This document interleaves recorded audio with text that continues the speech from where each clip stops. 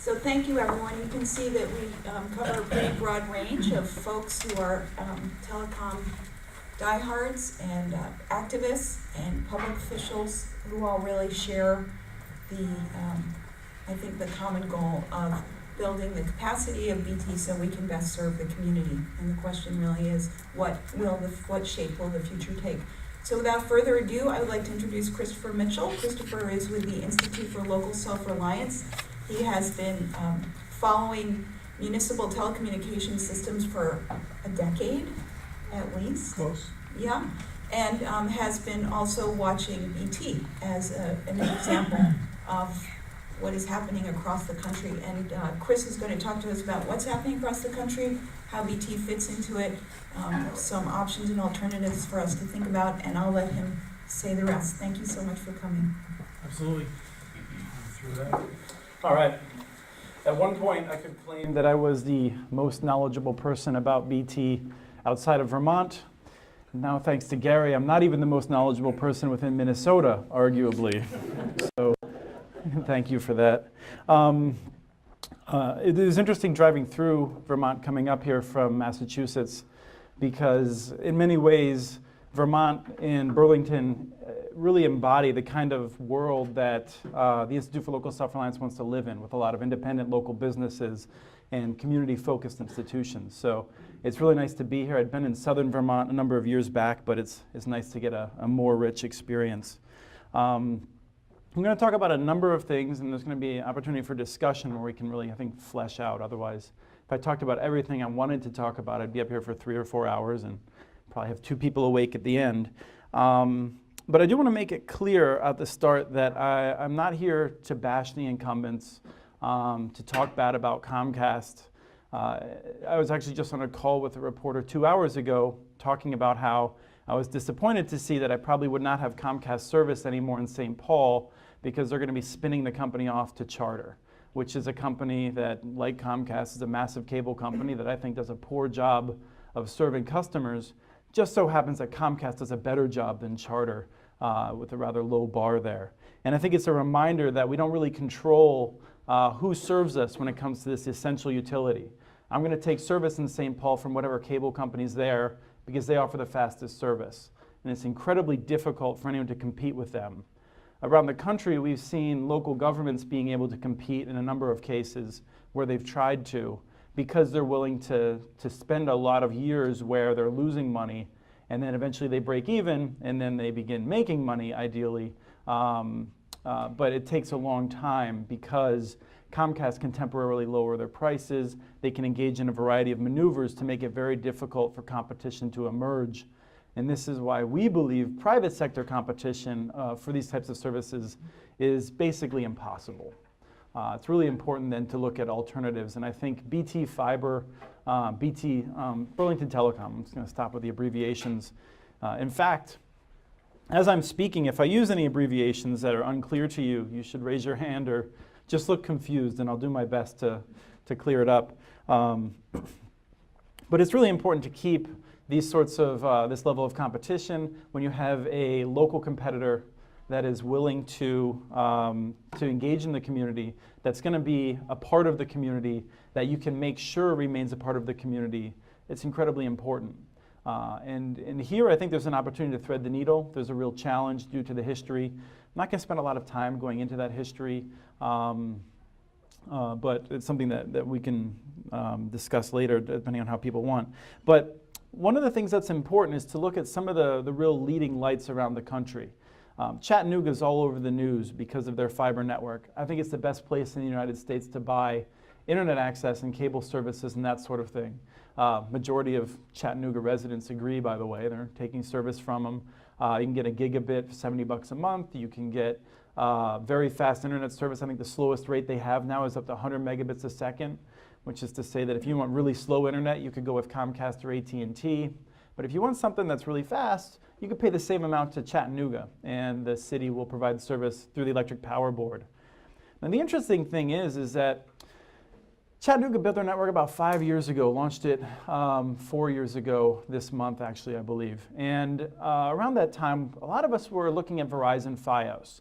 And some people were saying Fios, which is this super fast fiber system from Verizon that they were building out to about 18 million households across the United States. This was the best that we were seeing because it was this advanced fiber optic architecture. Now, Fios uses basically the same technology that Chattanooga's Electric Power Board does. But because Chattanooga owns it locally and they've had this real commitment to local service, they've actually done things that Fios hasn't, even though it's basically the same technology. It's resulted in thousands of more jobs because they've really focused on economic development, making sure that there's really great services available at affordable prices. When you were a resident taking services from Chattanooga 4 years ago, the baseline connection, if you signed up for the lowest tier package, was 15 megabits a second up, 15 megabits a second down, at about the same price as Comcast offered. And the next year they doubled that. You got 30 megabits down. And then the next year they went up to 50 megabits, and last year they went up to 100 megabits. So you can't get a slower connection. Their prices have remained the same though. And it makes sense why, because every year the cost of delivering bits for broadband or phone access goes down. Bristol, Virginia has been using a municipal network for over 10 years. They haven't raised their prices for broadband or telephone service because there's no real reason to. They've increased the speeds, they've increased the number of services on the telephone system, but they haven't had to increase the price of those two services because it's cheaper every year. Oddly enough, my Comcast bill for those services has gone up because Comcast knows I don't really have another choice. When it comes to cable television, it's a different story, and frankly, cable television is a miserable experience, and those of you from other towns who are thinking about getting involved in building your own networks, if you can find a way to do it without doing cable television, you'll be much happier. Last summer, I went to Glasgow, Kentucky, which was the first city in the United States to have broadband out to everyone. It was in the early 90s, a time when most of us didn't know what the internet was, city-owned cable operation, and talked with the guy who, frankly, most of us wouldn't be in this room talking about municipal broadband if it wasn't for Billy Ray of Glasgow, Kentucky, and he describes his communities as a bunch of bumpkins. And we did a short video that we put up on our website that I think is really entertaining. When I was there visiting last year to do some interviews with them about what it was like to have launched broadband somewhat accidentally to everyone in town, I was talking with them about their customer service, and it reminded me of BT customer service here in Burlington, because she was saying, you know, if you have a problem with anything, you can come in and they'll take care of it. She said, we have people that will go to the Best Buy at the next town over, they'll buy an iPad, and they come back and the first place they stop is a utility to learn how to use it, right? You're never going to go to a Comcast customer service person to learn how to use a device like that. That's the sort of thing that local ownership can result in. And one of the things that I get tripped up about sometimes is the difference between local ownership and local community ownership, because we're tremendous fans of local businesses. A lot of the work that I do, Stacy Mitchell lives in Maine, no relation to me. She's been with the Institute longer than I think she was, maybe Michael knows her. She does tremendous work with local economies, encouraging local businesses.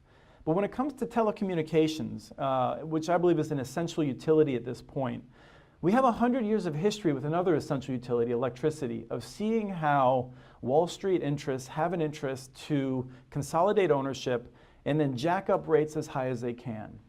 If you think for a second how much you would pay to have a light at night or to keep your refrigerator running, it's orders of magnitude higher than you pay right now.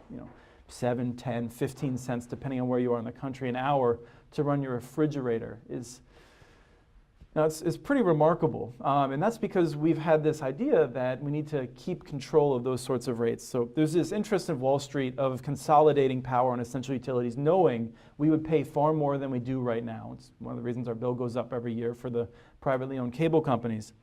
What that means is that if you have private sector competition, there's an incentive to sell out. When I was in North Carolina recently, there was this story that people were telling me about Duke Energy. Had all this fiber optic capacity, decided to create a small private company called DukeNet. All the local businesses loved DukeNet. It was great to do business with DukeNet. DukeNet is now called Time Warner Cable. not so much fun to do business with anymore, unfortunately. There's just these things end up getting consolidated because it's not just about the worth of this company and the revenue it can generate, it's the potential to establish monopoly and then increase rates over time. That's why you have to be very careful when it comes to preserving these kinds of networks when you have them, like in Burlington. But because of the history of Burlington and the need to come to an agreement with City Capital, there's a real challenge here to make sure it remains locally owned. And there's different people in the room with different strategies. And I'm not here to crown a victor on one, but to say that this is an incredibly important discussion, and it needs to be it's really important that we all stay on the same page with making sure that Burlington Telecom remains locally owned, locally focused. Let me reverse order on that. Locally focused. I think local ownership is preferable, not absolutely a necessity, but there's different structures that can be used, and we can talk about them a little bit. But it's also really important to recognize that there does have to be the settlement with City Capital, and that there's a real challenge involved. And so we shouldn't minimize people that have different points of view on how to achieve that, and recognize that we need to find a different way, some way of making sure it remains locally owned. There's some lessons nationally that I think we can take from, just want to check and make sure I'm going crazy with my time. I know more about what's happening in communities around the country with municipal broadband than anyone else. And it's it sounds like a big claim, but frankly, no one else was interested when we started studying it. And now that some other people are interested, we have a head start. So it's rather nice. This is turning into a national strategy, local ownership, community ownership. It's been certainly validated by recent statements from the Federal Communications Chair. Big cities from New York to Boston to Seattle are looking at ways that they can spur ownership. So Burlington Telecom is not so much rare anymore as it was early. It faced some challenges for being early. But some of the things we've learned from community networks over the years is that they're going to face intense price competition. There's a need to make sure that all of the assets in the community are working together on the same page. And we haven't seen that in Burlington, frankly. There's aspects of the city that have not bought into Burlington, that in some cases have hindered Burlington Telecom. So moving forward, we're really going to want to, if you want to make Burlington Telecom succeed, you want to make sure that all the city departments are on board, for instance. And so it'd be nice to see some city leadership putting pressure on to make sure that the electric department, that other departments are taking advantage of Burlington Telecom and working with Burlington Telecom rather than at odds with Burlington Telecom. Across the country, almost every city that's built its own network, of which there's about 150 that go citywide and over 400 that deliver some level of services to parts of town here or there. Almost all of them are either owned by or operated by or in some way heavily influenced by the electric department. Municipal electric departments have been essential for community broadband across the country. And it's a little disappointing that in Burlington, for a variety of reasons, we haven't seen that same level of cooperation. And similarly, with anchor institutions, big customers within town can make a big difference. The more that they can support a network like Burlington Telecom, the better. Burlington Telecom today has more subscribers than it's ever had before. I think that's a very good sign. However, the more subscribers it gets, the stronger it is. And it seems the better case can be made in the future to make sure that that remains local, which is to say, because of the arrangements with City Capital, the more successful Burlington Telecom is in coming years, the more freedom the city should have to make sure that future ownership structures will be preserved. So people should not be hesitating to support Burlington or to encourage their neighbors to do so and whatnot. Burlington is the fifth city in the country to have a gigabit available to just about anywhere, I think. It's pretty impressive. Today, if I had to guess, there's less than 30 cities that have a gigabit available throughout the city. I mean, if you look at maps that track this, you'll see a bunch of stuff where AT&T and CenturyLink have said, oh yeah, we're going to do a gigabit there, and then you find out it's a few apartment buildings and a few places where in the future they'll have access. But it's a pretty rare city that has the level of access that Burlington has. It's really important to note that. Trying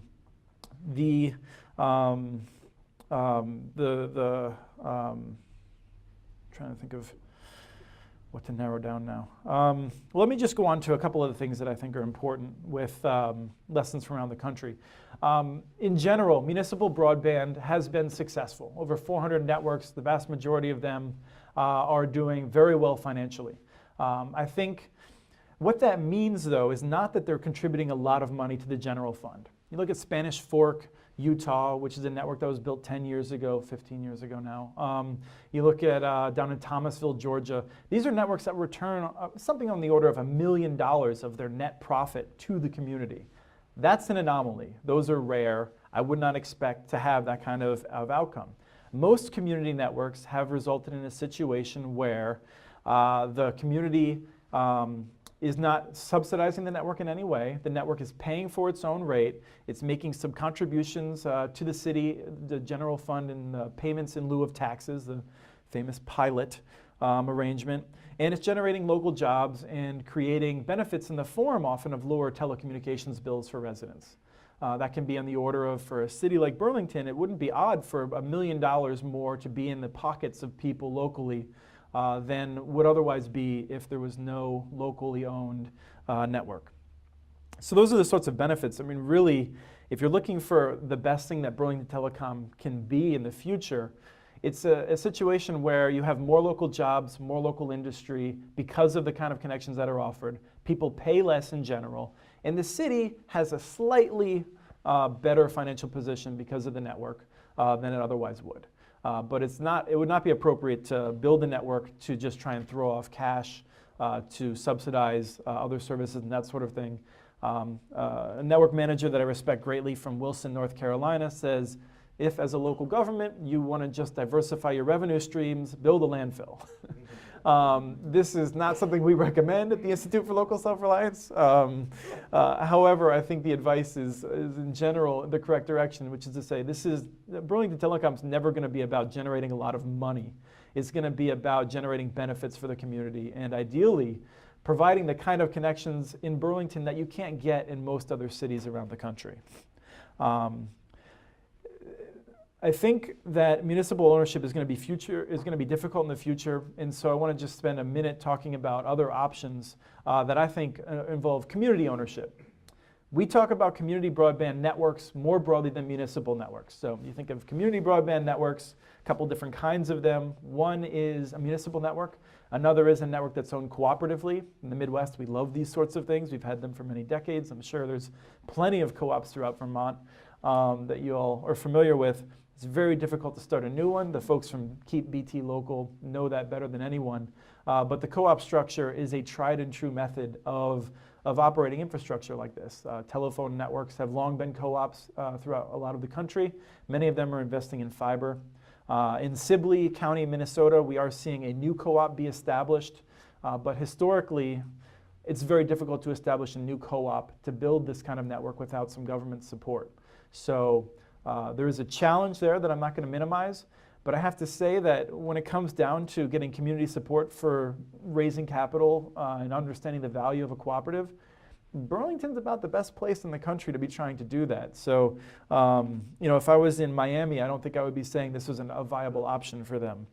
And then another thing is nonprofits, which is also not very common, but the city of Aurora, they wanted to operate a fiber network. They built it themselves, and they wanted to have it working at arm's length from the day-to-day politics. So they established a nonprofit.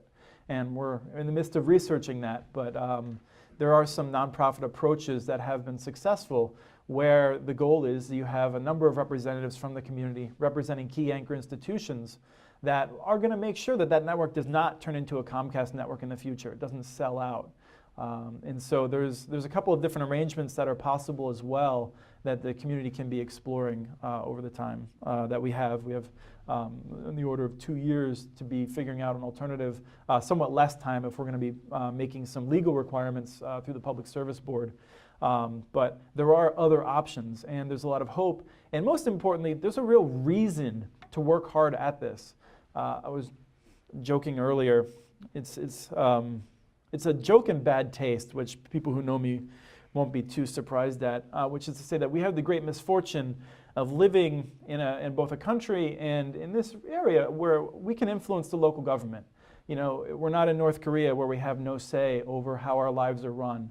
And to some extent, that gives us the obligation, I think, to actually do something with that power and to organize and make sure we don't lose something as important as Burlington Telecom.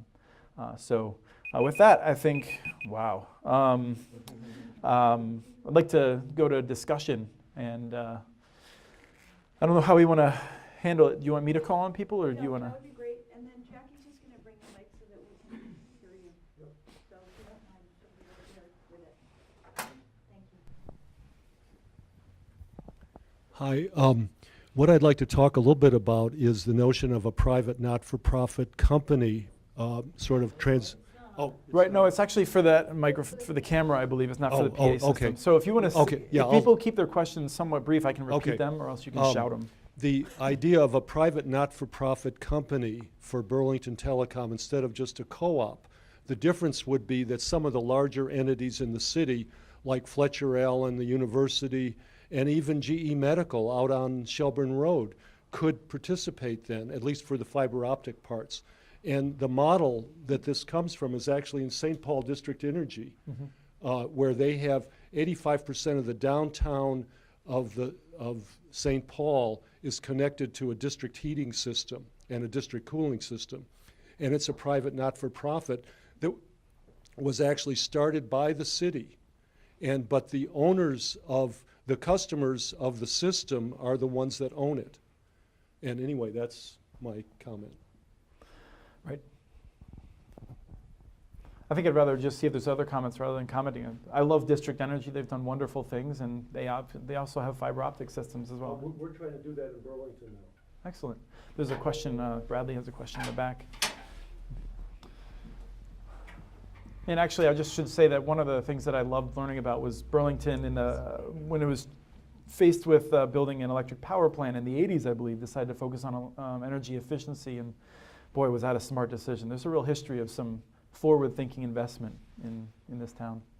If you listen to the narrative here in town, either through the media or through the conversations that people have, it's about municipal telecom as a financial failure. However, if you look at the national story around municipal telecom, you mentioned that there are quite a few success stories, and in fact, the vast majority of them are successful. So I think it'd be helpful for people here who have been in this community, who've been steeped in this narrative of municipal telecom doesn't work. It'd be helpful to hear your perspective nationally about how there are actually quite a few success stories. And so if you could talk a little bit about that, I think that might be helpful. Sure. One of the things that you'll find if you just rely on Google and to some extent some of the national news, although it's really changed in the last year, is there is a perception that municipal broadband often fails. And that's because there's a whole bunch of people that are employed by cable companies or universities that take a lot of money from cable and telephone companies that put out these very thick reports that say all municipal broadband networks have failed. Now, if you look at them, what you find is they look at a place like Cedar Falls, Iowa, and they look at the first 3 or 4 years that they built the network, and they say this network ran losses year after year after year. And so that is a failure. And then they go on to another network that lost money year after year after year. Well, that's the nature of telecom. Verizon, when it was building Fios, was getting killed on Wall Street because they were taking losses year after year after year. If you're building a massive fiber optic network, it means that you're borrowing a lot of money, and you're spending a lot of money, and then you're waiting for years until you get a lot of money back, but it comes slowly. Every time you hook up a customer, you're basically giving them a loan for $1,000 or $1,500 in the form of labor and a piece of electronics on the side of their house. It takes a long time to pay that back. And so these networks take a while to pay off. Cedar Falls was on target to pay back its debt early. And they were doing so well, they decided to upgrade from the cable network that they built to a fiber to the home network, and then to even get some stimulus funds and match that and expand to surrounding rural areas. They've kept rates incredibly low. They've paid all their bills on time.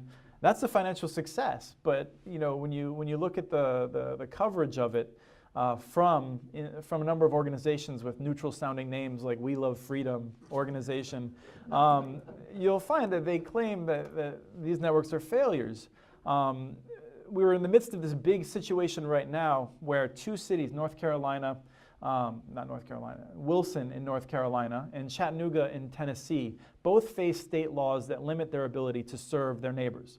They're both very financially successful networks, which I don't just mean to mean paying their bills. They're actually on the order of returning money early to the local, in this case, electric department or the city. Both of them have these incredibly successful fiber networks, and they have neighbors that don't have any access. But state law says you can't serve them, sorry. And so they're asking the FCC to remove those barriers. And we're in the midst of creating this big record of whether or not it's a good idea for the FCC to remove those barriers. And I was reading one of the filings that says that Chris Mitchell is a big fat liar and these networks all fail. And it was accusing some of these networks of failing because they're not sufficiently profitable. And I had to recall a quote from Glasgow, Kentucky. They've been at this for 20 years now. I mean, it's one of those things where if you want to have a sense of whether these things can succeed financially or not, Glasgow, Kentucky is a pretty good example because they've been at it longer than anyone. And he said, yeah, Wall Street thinks we're a failure. You know, if we wanted to generate Wall Street style profits, we could, but then we wouldn't have the lowest cable rates in North America. So if you want to research this, and I encourage people to look into it, you have to understand the different mindset. When I look at a network and I say, is this financially successful? It means, did it pay its bills? Did it generate benefits? Did it achieve the goals it laid out for itself? In the overwhelming case, the answer is yes. I would put the number of networks that have struggled at 5 to 10% at most. And I'm just going to simplify here for a second. Of the over 400 local governments that have built networks, the ones that have done it just partially to part of town, practically no problems. I mean, probably less than 1% have had problems because it's an incredibly low-risk model. So we'll focus on the 150 that have gone citywide, like Burlington Telecom.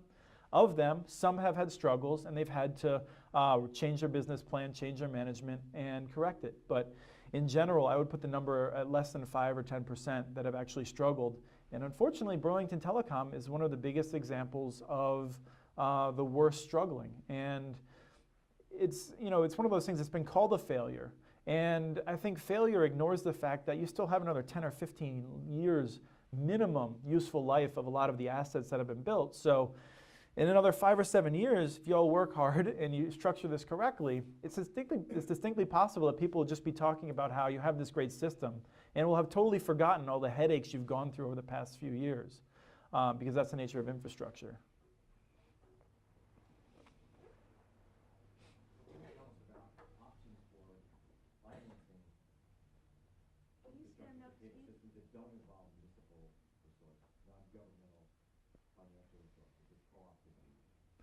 Well, yes, he asked about financial sources for funding a network or raising the capital necessary that don't involve municipal sources. And there are some federal sources that I don't think are relevant here, frankly. I don't know if there's going to be an opportunity to tap into federal grant money and that sort of thing, so I'll ignore those. I think the EC fiber approach from East Central Vermont is one in which we've seen it possible to grow at a slow rate to start with by having people buy in. I don't know that that's also, those sorts of approaches I think are good. And I think they're very well suited for some areas. I don't know that that's something that can grow in time in the time frame we have here. I think fundamentally what you need to hope for is that some key anchor institutions, some people who have wealth and believe in the city would be willing to put the kind of capital necessary together. And so you would have not crowdfunding in the form of hundreds or thousands of people, but some key entities that are willing to put the capital in to have some sort of nonprofit, and recognizing that this will stay with the city, and because their future is tied up with the city, that it will benefit them greatly. I think that's about the best I can do on that right now, unfortunately. It's a very hard question that a lot of people are wrestling with.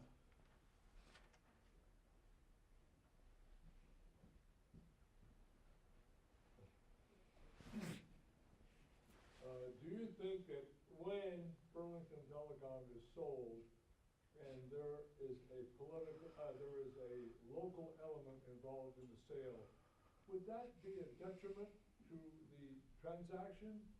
Or, and what's your comment on that? And I think when Burlington Telecom is sold, that's a business transaction, solely business. And if you use a local element, that may add some political issues on the transaction and the way it's conducting business? I think there absolutely is a political element, and I think that's, to some extent, plays right into what I'm talking about in terms of we live in a country where we make the rules to some extent. And so I'm not a lawyer.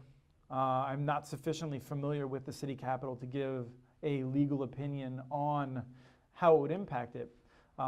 People have told me that there's a risk there.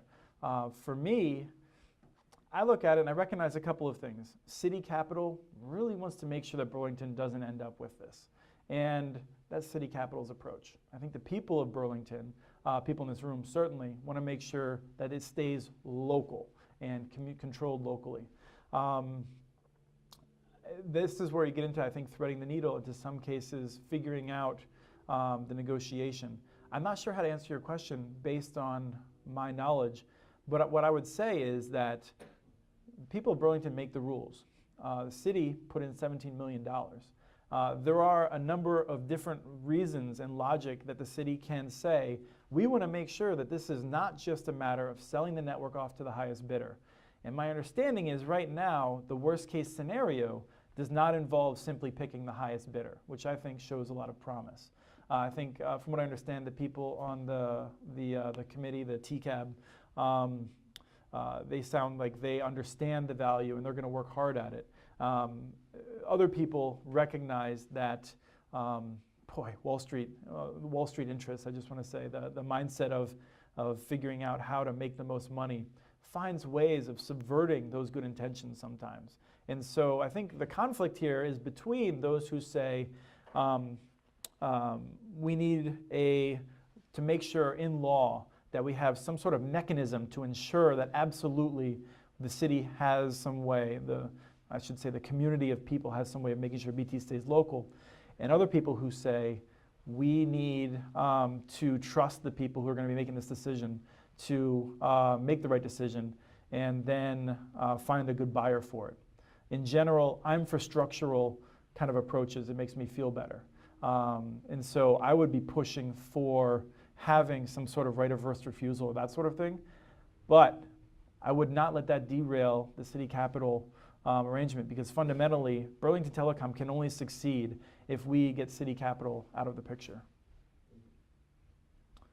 Thanks, Chris. It's my understanding that a number of cities around the country have opted to build public networks and then seek a private partner to run the network. And I think Wilson, North Carolina may have tried that. And I'm just wondering if you could speak to some of the trends around the country, hopefully some successes in that approach, but also possible failures that might have happened. Sure. The question is the trend around the country of cities that have wanted to build the infrastructure but then find someone else to operate it for them. Is that a good summary? A private for-profit, although I would just say independent. In many cases it's a private for-profit, but not in all cases, because we've seen a number of cooperatives work with county governments, where the county puts some capital forward, builds a fiber network, and then it's operated by a cooperative, which is technically a private company, although I view it as a community-owned. Almost every community we've talked to, and it's well over 100, has said basically something along the lines of, we're good at infrastructure, we want better internet access, beyond that, we don't care. We would prefer not to operate the network, but nearly every one of the communities that has started off saying that has come to the conclusion that they had to operate it because they either did not find someone that they trusted to work with it, or the arrangements just couldn't be made. I think in the future, there's going to be this period, and we could be close to the inflection point, and it might be further away, but at some point in the future, it will not be uncommon for cities to build infrastructure and have one or more independent entities offering services on that infrastructure. We're not there yet. A number of cities are experimenting with it. Some have failed dramatically. The Utopian network is $500 million in debt. It was built 10 years ago. They've had a variety of problems. That is using the open access model that frankly turned out not to work. They did a big experiment and it didn't work well. However, there's now an opportunity to put more money into that network from this, I'm not going to get into too many details, but there's a company that finances big investment projects, and they want to finish building out the network, and they want to connect everyone on the network and make sure every last person in town has internet access. And they want to make sure that that $500 million debt is retired. So that's the kind of scale that can change the game. And we're seeing these different kind of models emerge.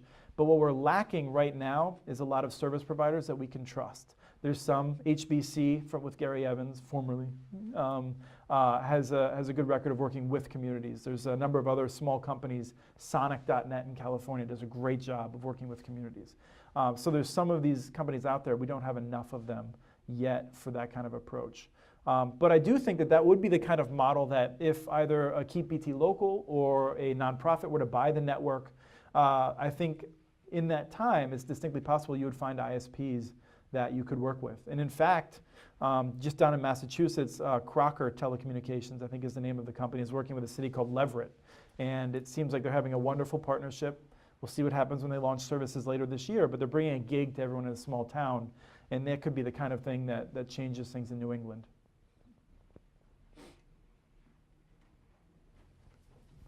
Oh, sorry. After, in the back, we'll come back up to Greg. You mentioned consolidation in the private sector. Is there any kind of consolidation or organization within the co-op movement where co-ops are looking to financially join with other co-ops for financial strength and something we could look to? We're seeing that within state boundaries, and I'll just ask if you bring the microphone up here. We are seeing that within state boundaries. In Iowa, the municipal utilities work together very well. There's a couple of co-ops in Minnesota that have decided to go into fiber. Both rural electrics and rural telephones are getting involved, and they find that some of the existing co-ops that have been doing fiber for 10, 15 years are working together with them. There's an effort underway to get more national work together, and that's sort of going to be announced later this year, but will take a little bit of time going off. And I do think we're going to see more ability to learn from each other and cooperate than we have in the past. I would think that what would best benefit Burlington would be finding ways of working within New England, not so much looking around the country, but I think New England has a set of values and culture, particularly northern New England, that would really work well together and may not just work as well with cities in California, for instance. So there's just different politics. I'm going back a little bit. Maybe I'd like you to parse your statement a little bit about the success of municipally owned networks, systems, and speak to what portion of those successes were overbuilds of entrenched incumbents like we have here in Burlington with Comcast. That's a very good question. For a while, a lot of the municipal networks we saw were in areas that had no real competition, where there was no cable or a very weak cable competitor. In recent years, for the past 5 or 7 years, we've seen much more of this situation, and Burlington was one of the early ones to take on someone as powerful as Comcast. Well, Chattanooga is the first example that comes to mind because it's so powerful, and they've done such a great job of marketing their success. Which, by the way, I was speaking earlier with some other people, and I'm just going to take a quick detour to say, if you go to Chattanooga and you ask a random person on the street, what do you think of Chattanooga's electric power board, the fiber network? They're going to give you the same response the average Burlingtonian will tell you about Burlington Telecom. The average person in these towns really doesn't know that much more about it, I would guess. The reason that I talk about Chattanooga, everyone talks about Chattanooga, they're on the New York Times, is because they do a really good job of promoting the fact that they have the best broadband in the United States. Burlington Telecom offers an incredible product, and over time, as it's able to promote itself and it gets out from under this cloud, there's no reason that wouldn't be the case as well. But the trick with beating the big incumbents has been differentiating yourself from them. People hate Comcast. People love paying less on their bills. This comes into conflict when you have a city-owned network that offers great service, but the price can't go as low as Comcast promotional deals. And so the trick is to educate the people, get them to understand they're going to get better customer service, they're going to get better value. When you have an all fiber optic network, you offer much faster speeds than Comcast can offer, so you have an advertising edge. But also there's a component of saying, if you don't support Burlington Telecom, in 5 or 7 years, you're probably going to be paying a heck of a lot more for Comcast because that might be your only option. And there is an element of fear in that because we've seen this in a case study I'm working on right now with one of the other networks that has struggled. I hate spending all my time talking about networks that have struggled, but frankly, we learn more from them than we do from the ones that have succeeded so well. But the people need to understand that competition is not going to stick around in the market if they keep taking the lowest price they get in their mailbox every week. So it's something there's an educational campaign that really needs to be made. Yeah, you've mentioned a couple times the importance of working with the other local infrastructure. Here it might be Burlington Electric. Likewise, working with other major anchor clients such as, let's say, Fletcher Allen and or the university. And all three that I bring up are organizations that, you know, to my best understanding, have not really bought in to Burlington Telecom. I'm sure there's reasons for all that, you know, history, irrespective of the history. Any models or thoughts on really how to bring these three key players into the conversation, because that's something that I've felt acutely in the work that I've done that we haven't been able to so far. I wish I could really give you a really good answer, but I'll just give you a broad sort of a couple of different thoughts that may be difficult, because I don't know enough about Fletcher Allen or the situation with the university. They need to understand the value, obviously, not just of having super fast networks, but also saying, we're going to work with you, right? So in the University of Louisiana, Lafayette, they have all these professors that live in town, obviously. So one of the things that the system did, the fiber optic system in Louisiana did that was really incredible, was they said, we're going to offer everyone to in-network points, and don't fall asleep, stick with me for a second here, okay? Basically, the way the economics work is that if I'm paying $10 a month to Lafayette, then I get all this service within the network, as long as it doesn't leave their network. So if I go to my neighbor, if I go to my office, if I go to the school that's on the network, that doesn't cost the system anything. But if I go to Netflix or I go to Facebook, then the system has to pay. So there's ways to do things called peering, which is where the city connects with other nearby networks, and it still costs them $0. So what Lafayette did was they said, we can offer everyone a 100 megabit per second connection to in-network connections. So I pay Lafayette for my 10 megabit per second connection to the internet, and if I go to Facebook, I get 10 megabits a second. But if I go to the university, and if I go to any asset that the university touches, I get 100 megabits a second. It's like magic. And that's the sort of thinking that you get from small entrepreneurial approaches. It's an approach that says we can do things differently because we have really smart engineers who are really interested in making this work, whereas smart engineers in Comcast, I think, they sometimes make their way up the ranks and sometimes they get tired of working in a bureaucracy. So you have to, I think, unleash ways, and everything I've learned about Burlington Telecom's workforce suggests that they have some people that really want to work on these sorts of customized solutions. So I think a trick is to get through to leadership at these anchor institutions and say, you know what, we're not just going to give you a faster pipe, we can work with you to do interesting things. Mount Vernon is a small town north of Seattle in Washington. They have had several law firms and others move up there because they built this fiber network and connected a bunch of health institutions. They now have the Health Information Exchange, the HIE, for the state because they have this interesting capacity and they can work with them. Businesses say, if something goes wrong, I walk down the street and I go into the office and they fix it for me. It's really nice. I mean, those are the sorts of things that you have to understand and I think need to be impressed upon big anchor institutions, is that if you're a big anchor institution and you call Comcast, you're just another customer.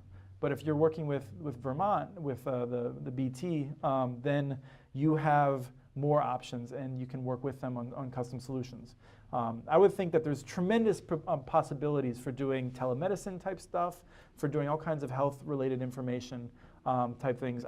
You guys are so far ahead in healthcare that I don't want to talk about what other cities are doing, other states are doing about healthcare. But I think those are the sorts of things. The trick is to look at the customization that's possible and thinking outside of the box.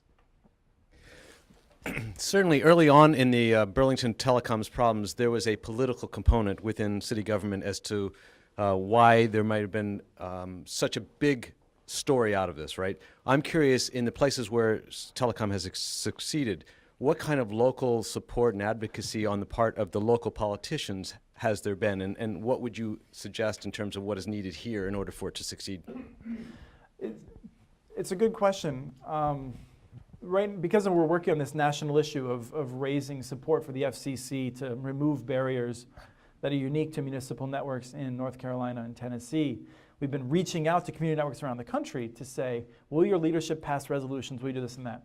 Glasgow, Kentucky, 20 years now with their own network, the general manager told me, nobody here understands what it's like to live under a big cable company. They don't think what they have is special. They don't understand, the differences. And so in a lot of these things, as with any successful government program, it fades into the background and people don't think about it all that differently.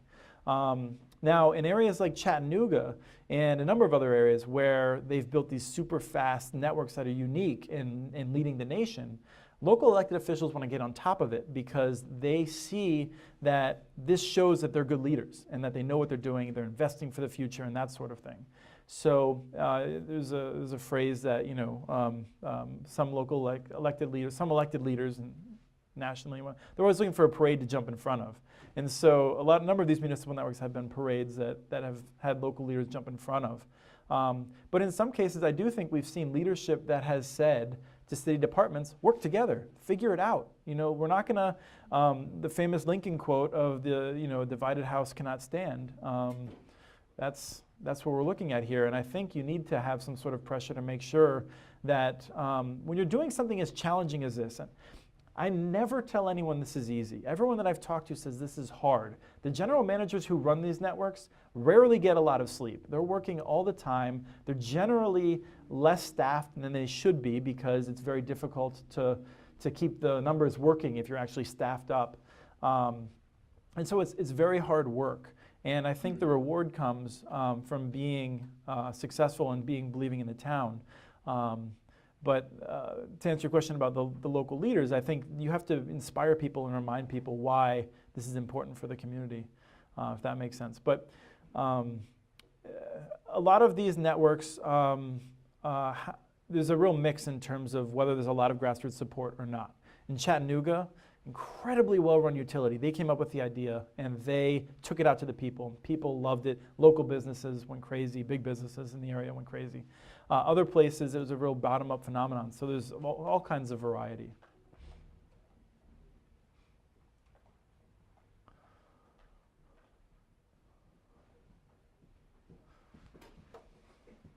I just wanted to get back to something that Bill said, that this is the sale, which is part of the agreement, is a business transaction, and that business transactions are about money and how things work in that way. But I'd like you to elaborate a little bit. This is more than simply a business transaction. It seems to me, as a resident, a longtime resident of Burlington, no matter who provides the best broadband in this city, we will all buy it, right? There's not going to be sometime in the 2020s when we don't want that gigabit speed, right? We are going to buy this from someone. And so the idea that this is a business transaction, while I understand that that's true, but it really has implications far beyond that in terms of economic and community development. And I think that's what's difficult sometimes for people, to get how this is more than just a business transaction. Absolutely. We have a collision fundamentally between a business model for delivering a service and an infrastructure. And every year, I would say we've passed it. Other people would say we're approaching it. Every year, it's more clear this is an infrastructure. BT goes out of its way to connect low-income people, to give them a special deal on far better terms than Comcast does. It goes out of its way to do a number of things that are go beyond just business activities. In business transactions, I don't want to. I try to be very accurate in how I look at the way businesses operate, right? And so you have a Wall Street mentality of focusing on the most money you can make. And there's a situation with the fiduciary responsibility that I've talked about many times with LG in terms of having to take high offers. At the same time, Google does not do business in China. There is wiggle room, even within pure business decisions in many cases, to say, we think Burlington Telecom will be its best business if it operates in accordance with certain principles. And so I view almost everything on a continuum, and I think that this situation with City Capital gives you less freedom to do the kinds of things we'd like to see to make sure it's locally owned. But I think there still are ways of getting there to make sure that still happens. And it's just really important to note that this is not just a service. This is a fundamental infrastructure that the city of Burlington will depend on to thrive in the next century, to stay mediocre in the next century, or to possibly not do as well. With Comcast, that we often say, and I think I'm stealing this from Blair Levin, Comcast, if you have Comcast serving you, you're never going to be a poorly served community in the United States at this point. You're going to get a Chevy, right? Everyone's going to have a Chevy. You're not going to have a Cadillac. And if you want to be at the hub of burgeoning businesses, where the next big ideas are coming from, you need to think of this not just as a business transaction, not just as a service, but as a community infrastructure that's going to enable certain kinds of entrepreneurs to move here, set up businesses, and to create here in ways they cannot do in other cities. We're here to talk about the specifics of the situation we're in, but one of the things that's occurred to me is that we're dealing with the transition from certain things being considered as community resources that we want to manage, and from a private model. And one of the issues is this term competitive neutrality that was in the original law in May 29th of 2000 that said we are required to have this competitive neutrality in the way we do this. And I think what's interesting to me is that and this is a general topic that I don't know if you want to comment on, of the change from 2000 to now, 2014, in the perception of when a community decides that they need to do something that is in their interests, it changes. We used to have subscription fire companies, no municipal fire service. We used to have subscription toll roads. We didn't have the money. So we have changed, and we always have to make those decisions, and it changes over time. And at this point, we maybe have changed from 2000. This municipal fiber optic kind of setup was not considered. That was still in the you better, let the private market handle that. And now it's a whole different world. And I'm just curious if you notice any change in how we deal with this requirement of you must preserve competitive neutrality, which to me is a real slap in the face of a community wanting to do things for the benefit of the community. I do think there is a high bar for communities that want to build these networks, because local governments have certain things that they do that private companies don't have to worry about.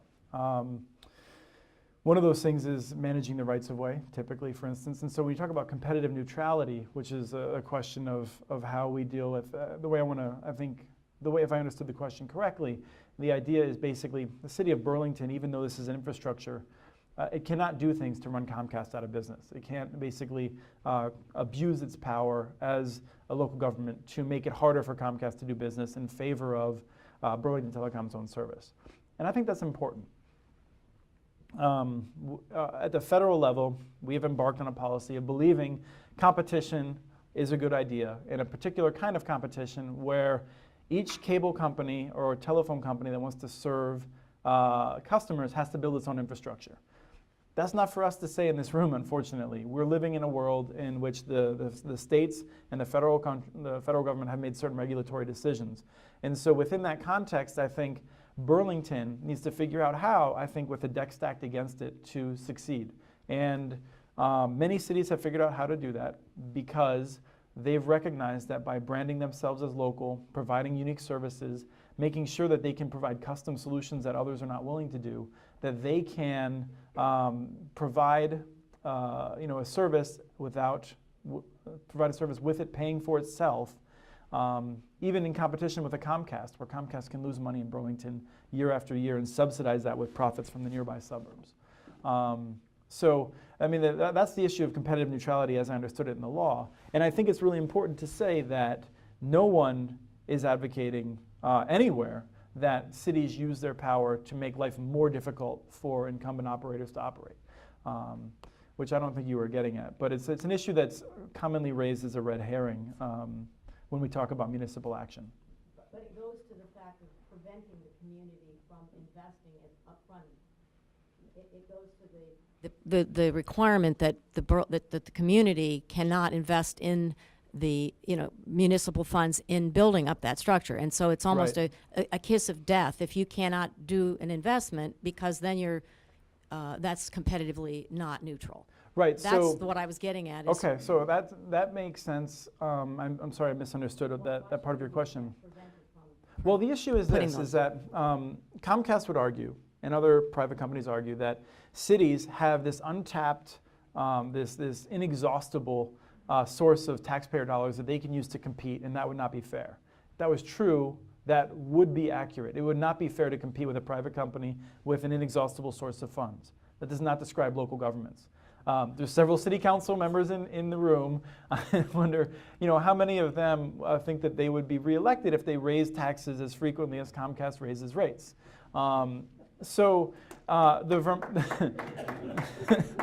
The Vermont law, and in a number of states we have similar things. Basically, the goal is to make sure that cities are competing on somewhat of a level playing field. Figuring out how to do that is difficult. I think moving forward, if cities are going to use taxpayer dollars to a significant extent to build infrastructure, which is a totally viable proposition, that infrastructure should be open access. And this is the sort of thing we're starting to see, which is a new idea. I'm working on a paper on it. And to some extent, this is that group in Utopia that I was talking about, making sure every last person is connected to the internet, is you do effectively what Leverett has done. Leverett in Massachusetts had a big city discussion, a big discussion in a small city, in which 93% of the people, I believe it was, voted to raise their property taxes a little bit to help pay for the infrastructure, to have a gigabit to everyone. They did that in an area in which there's practically no competition. There's no cable company. Verizon does not care about them. So that would violate the Vermont approach and the approach that you're articulating. I'm okay with that. I have very strong belief in local approaches. What I think is preferable would be, though, where a city basically says every property taxpayer, everyone who owns property, pays $20 a month per property. That money goes to help make sure that every last person gets an ONT on the side of their house, which allows them to receive fiber. And everyone gets some base level of service without paying an additional dollar. If you want really fast service, more than the basic definition of broadband from the Federal Communications Commission, to go to Facebook, you pay more. You pay a service provider more. There's multiple choices for service providers. But every last kid in school has really great access to school resources, because you can create that network using that peering arrangement I was talking about earlier. And this is, engineering can be fun part of the discussion. You can run a connection basically so that the kid in his house is basically an extension of the school and has access to school resources at incredibly fast speeds. You solve a variety of social problems that way. You solve a problem of competition. Up until now, most American communities have not been willing to pay a modest property tax, even if that would reduce the telecommunications bill by the same amount. So they still paid the same amount of money each month. But I think that's changing over time. And I think over the next year or two, we're going to see a lot more of experimentation along this line. And I think that given the importance of making sure that everyone has some level of internet access for educational materials, for job applications, for that sort of thing, I think we're going to see this kind of approach develop. But it also needs more service providers that are going to be good to operate on those networks. So there's some things that are coming into place. But fundamentally, I don't think it's appropriate to use taxpayer dollars to engage in monopolistic competition with private companies that are already there, even though Comcast and Fairpoint have all of the advantages. It's just a philosophical type thing.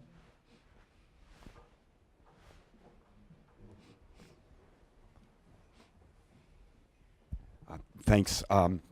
So just following up on that line of questioning, and just as an aside, that provision was placed in the city's charter by the legislature, and in fact, at the hands of what was then a lobbyist from Adelphia Cable, and it was quite targeted to, I think, hamstring Burlington Telecom from the outset. The city accepted that as a reasonable compromise in order to let Burlington Telecom go forward and receive the charter authority to create Burlington Telecom.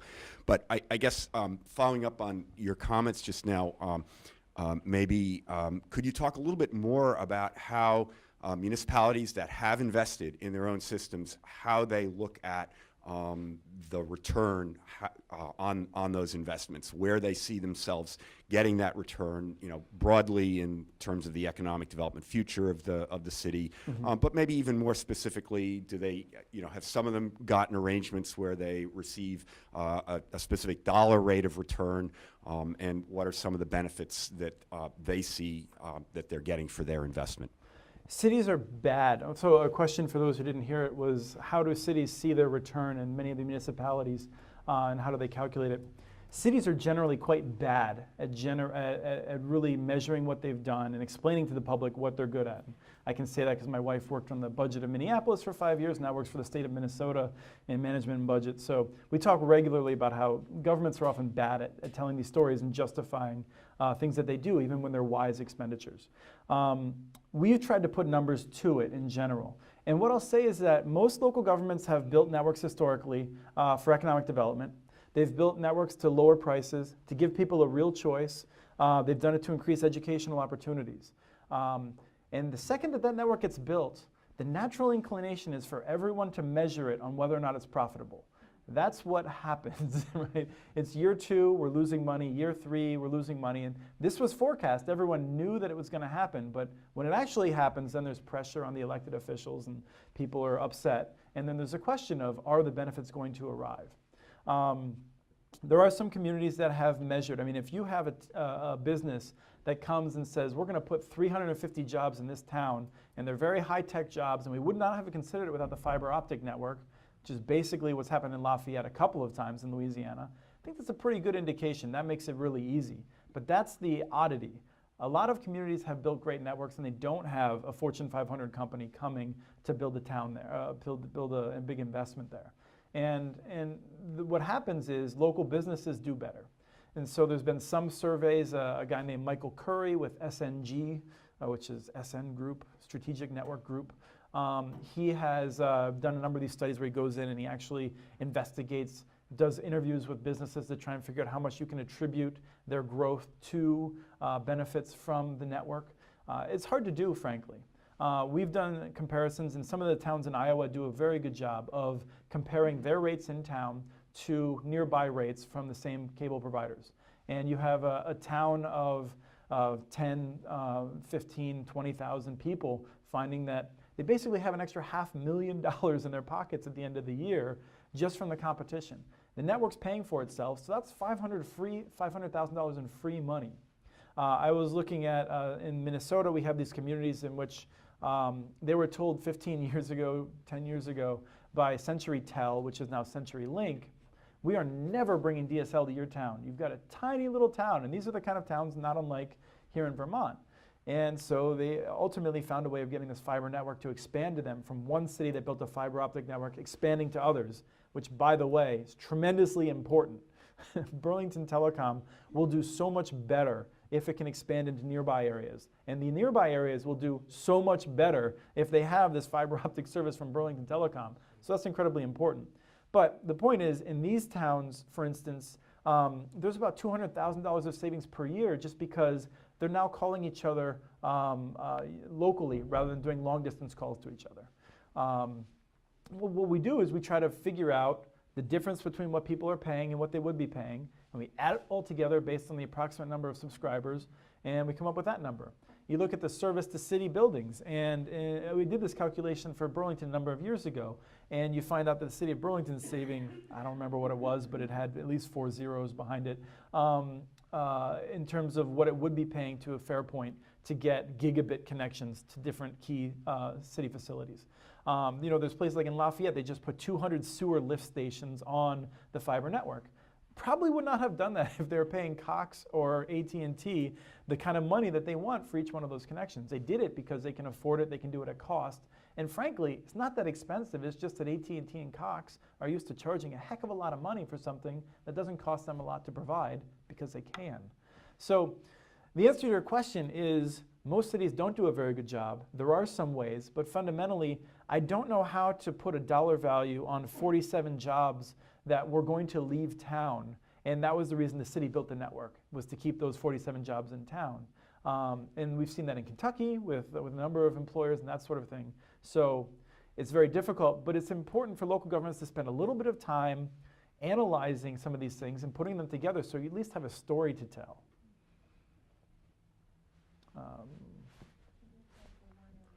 Okay, one more, and then did you have a question in the back? I think we have one more then. No, we have one.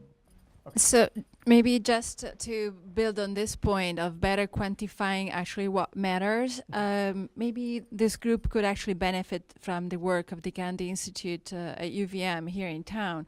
Vermont has also passed a new indicator for the economy, the genuine progress indicator. So if you were to run this kind of decision making under a new lens of what matters, according to that indicator, you'll be able to measure your economic development, your job creation, your education opportunities. So because this is not just a business transaction, but it is actually something more, then you have to measure something more.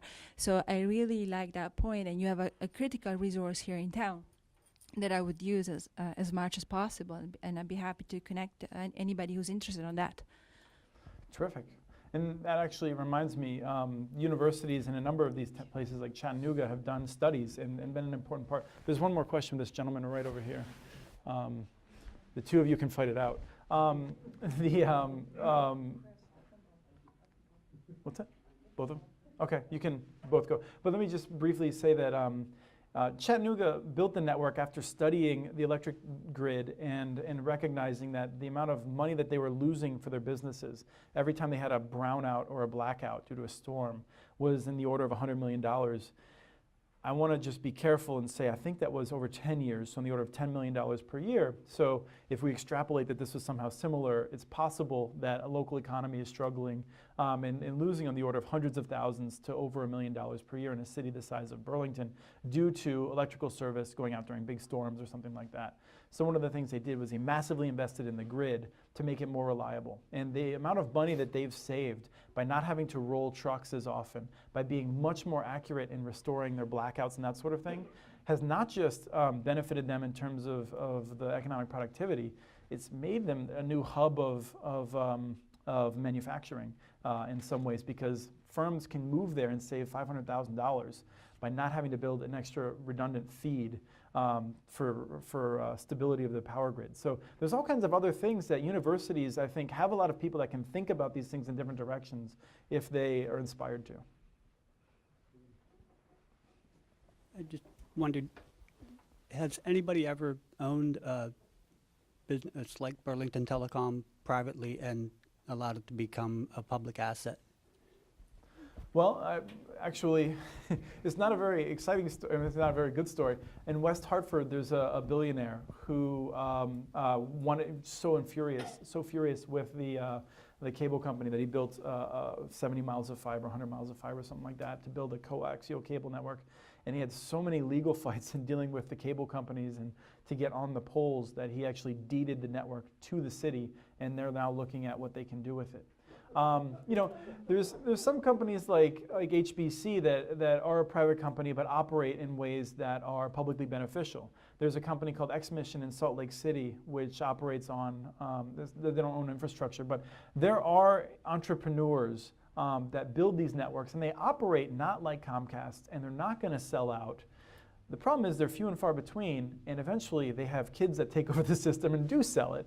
So, I don't want to make it sound like there's no private sector solutions. The private sector solutions, though, over 100 years of electrification, we've seen what happened. You know how great National Grid is throughout New England. A lot of those were muni systems. The muni systems that still operate are much more reliable than National Grid, it sounds like, from the analyses I've seen without actually living here. So I mean, the thing is that my answer is that private sector has a lot of people doing great things. We're going to need these networks in 100 years, and at that point, who knows who's going to be owning them.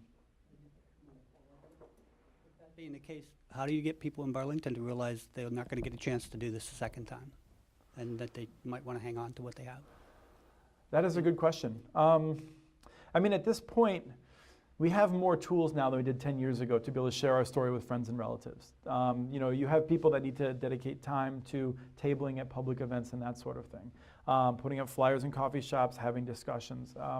It's very hard to say. I mean, I've seen in Lafayette, this was 10 years ago, and I don't want to say anything negative about newspapers, but more people were reading newspapers then. They raised money and took out ads, full-page ads in the newspaper to talk about some of these issues. You have an access center in which you could probably, with some inventive stuff, have some sort of very compelling content that's entertaining to try and spread the word about the importance of the network. But I think that one of the key elements is making sure it's spreading throughout business groups. So if you were to prioritize making sure that local business owners understand it, because a lot of times they're sort of, they travel in multiple groups and can get the information out. But it's hard, there's no great answer. Did you want to respond to that directly? No, I just had a follow-up on something you mentioned about the municipal service itself. You said that you had done some analysis of BT's provision of services to the city and its various departments.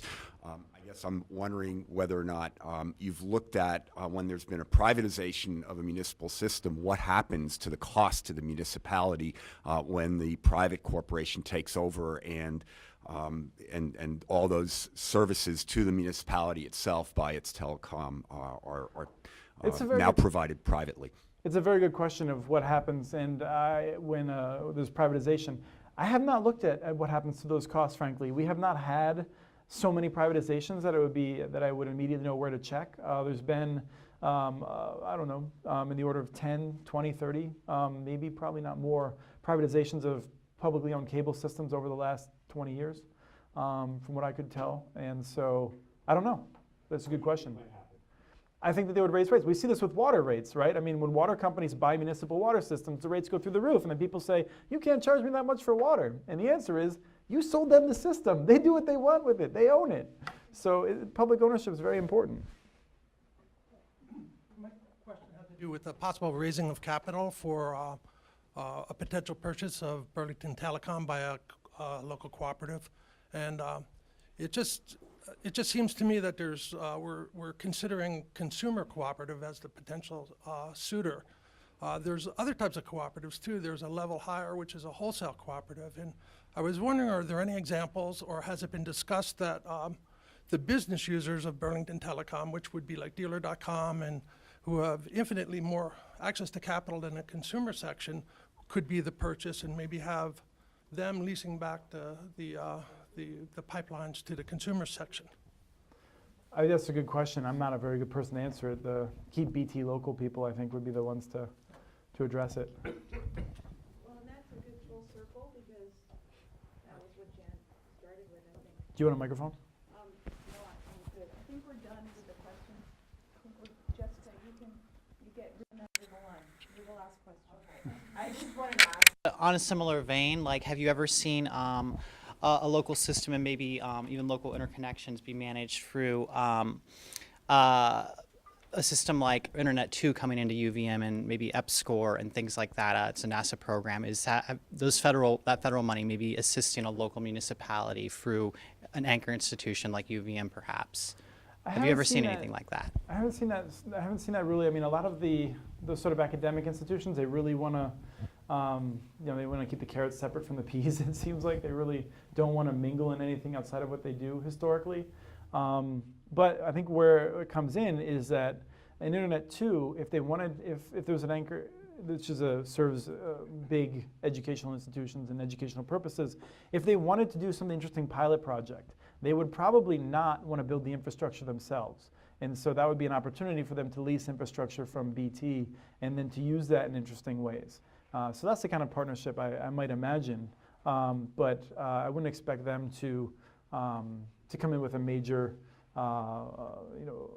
we haven't seen a whole lot of them working in that sort of way with existing networks.